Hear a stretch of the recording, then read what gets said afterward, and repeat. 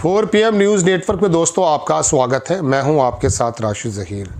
Trump की उस nation address को नहीं, पूरी दुनिया उसका इंतज़ार कर रही थी कि ट्रंप अपने समय अनुसार रात को 9 बजे और भारत के समय अनुसार 6:30 बजे क्या ऐलान करने जा रहे हैं। ट्रंप ने ना ईरान के अंदर ज़मीनी उतरने की बात कही है और ना लड़ाई से पीछे हटने की बात कही है। 2-3 हफ्ते की बात वो पहले भी कह रहा था और अब भी कह रहा था। गोया के वो ज़ायनिस्ट और यहूदी लॉबी जो है उसके पूरे के पूरे ट्रैप में वो है। वो पीछे हटना चाहता था, चूँकि अमेरिका के लोग सड़कों पर आ गए और बाकायदा उसको अपोज़ किया कि आप अमेरिका को किस ऐसी लड़ाई में डालना चाह रहे हैं जिसको अमेरिका डिज़र्व नहीं करता है। लेकिन ट्रंप की हिम्मत नहीं हो पाई है लड़ाई को बंद करने की। आखिरकार उसने कहा 2-3 हफ्ते के अंदर बड़े बड़े हमले होंगे और ईरान की energy infrastructure, water plant, civil hospitals, ये तमाम जो लोगों से संबंधित चीज़ें उनको हम ख़त्म कर देंगे। अपने बयान में उसने कहा कि हम ईरान की एयरफोर्स ख़त्म कर चुके हैं। ईरान की एयरफोर्स कोई थी नहीं। ईरान की नेवी ख़त्म कर चुके हैं। ईरान की नेवी अगर ख़त्म कर चुका होता तो स्टेट ऑफ हॉर्मुज़ पे जो ईरान के समुंदर के लड़ाकों ने, उनके लोगों ने कब्ज़ा कर रखा, उसको हटा चुका होता। कह रहा उसकी जो मिसाइल कैपेबिलिटीज़ हैं उसको हम बंद करने जा रहे हैं और 2-3 हफ्ते लगेंगे, बड़े बड़े हमले होंगे और ईरान वहाँ से ख़त्म हो जाएगा। ईरान स्टोन एज में पहुँच जाएगा। ये पहले भी वो कह चुके हैं ट्रंप साहब। लेकिन अल मयादीन लेबनान का बड़ा अखबार है दोस्तों, उन्होंने उनके पूरे बयान को, पूरी दुनिया ने सुना है, उसके पूरे बयान को दरअसल थोड़ा सा देखा है कि क्या क्या कह रहे हैं वो। और अपनी उस बात में उन्होंने ये कहा कि फ्रांस को भी थोड़ा लताड़ा है और जनाब-ए-मन इंग्लैंड को भी थोड़ा लताड़ा है और कहा है कि ये लोग पीछे हट गए, वक्त आने पर इन्होंने साथ नहीं दिया है। इस तरह की उन्होंने बातों को कहा है। लेकिन बहरहाल एग्जैक्टली क्या क्या शब्द बोले हैं वो मैं आपके सामने थोड़ा सा पढ़कर सुनाता हूँ। हालांकि बहुत सारे दुनिया के अखबारों ने छापा, लेकिन अल मयादीन वहाँ चूँकि बराबर में लेबनान है, उसने इसको छापा है पूरा। वो मैं दिखाना चाह रहा हूँ आपको। ये देखें आप, आपकी स्क्रीन पर है। Core strategic objective are nearing completion जो है मतलब थोड़े बिल्कुल करीब हैं। उसने कहा कि मैं बताना चाहता हूं कि स्ट्रेटेजिक ऑब्जेक्टिव जो हैं वो नियर कंप्लीशन है। ट्रंप ने अपने प्राइम टाइम एड्रेस में कहा।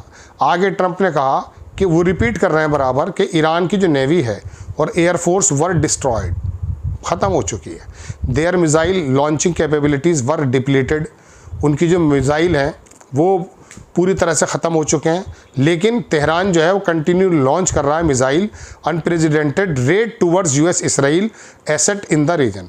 जब ट्रंप साहब ये बात कर रहे थे उस समय ईरान इसराइल पर बाकायदा मिसाइलें मार रहा था। यूएस के जो प्रेसिडेंट हैं उन्होंने कहा जब कन्फ्लिक्ट ख़त्म हो जाएगा तो हॉर्मुज़ जो है वो अपने आप खुल जाएगा। अरे पहले भी खुला हुआ था, आप लोग वहाँ बीच में आए तो बंद हो गया। ट्रंप ने क्लेम किया कि उनके मिलिट्री जो ऑब्जेक्टिव्स हैं वो going to complete it very shortly, ये शब्द इस्तेमाल किए हैं।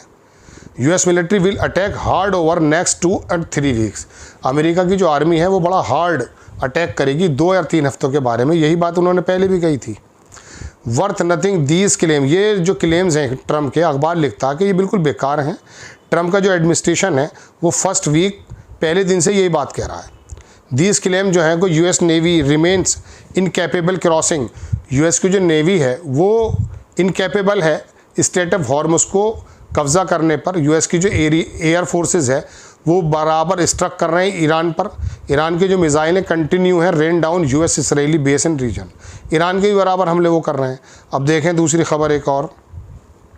जब ट्रंप साहब ये बात कर रहे थे तो ईरान पर क्या हो रहा था, ईरान ने एक इंटरसेप्ट कर लिया इसराइली ऑर्बिटर, जो कॉम शहर है ईरान का, वहाँ पर उन्होंने उसको इंटरसेप्ट कर दिखाया। उसकी वीडियो भी आई है।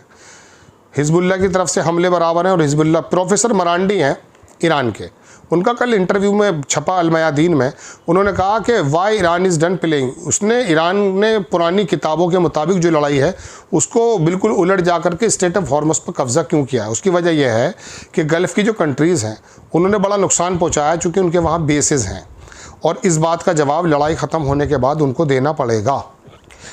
मरांडी ने और कहा कि ईरान नो लॉन्गर, ईरान जो है वो यकीन नहीं करता है word coming out of the United America की बातों पर, कॉलिंग एनी किसी एग्रीमेंट पर, और किसी भी तरह का ज़मीनी जब तक चेंजेस नहीं होंगे वो यकीन नहीं करता। Iran can not accept any assurance from the United States on piece of paper. America की तरफ से कोई भी एश्योरेंस उनके लिए कागज़ का टुकड़ा है। ट्रंप का जो सिग्नेचर है उनके लिए वर्थलेस है, कोई मतलब नहीं रखता है।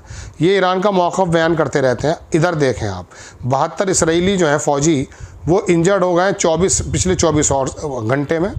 ईरान की इसराइली मीडिया ने बताया कि 72 इसराइली इंजर्ड हैं पिछले 24 घंटों में, चूँकि बैलिस्टिक मिसाइल मारे गए थे ईरान और लेबनान की तरफ से। तेल अवीव के अंदर साइरन बज रहे थे अंडर हैवी कंटिन्यू फायर, चूँकि 10 ईरानियन बैलिस्टिक मिसाइल जो है लॉन्च किए गए मिनट ड्यूरिंग 1 बैरेज अलोन। एक बैरेज में हर मिनट बैरेज वहाँ मारी जा रही है। Attack were not limited one front, एक फ्रंट से नहीं था, वो लेबनान की तरफ से भी हमला था। कई तरह से हमले चल रहे हैं दोस्तों। एक ख़बर और दिखा देता हूँ मैं आपको।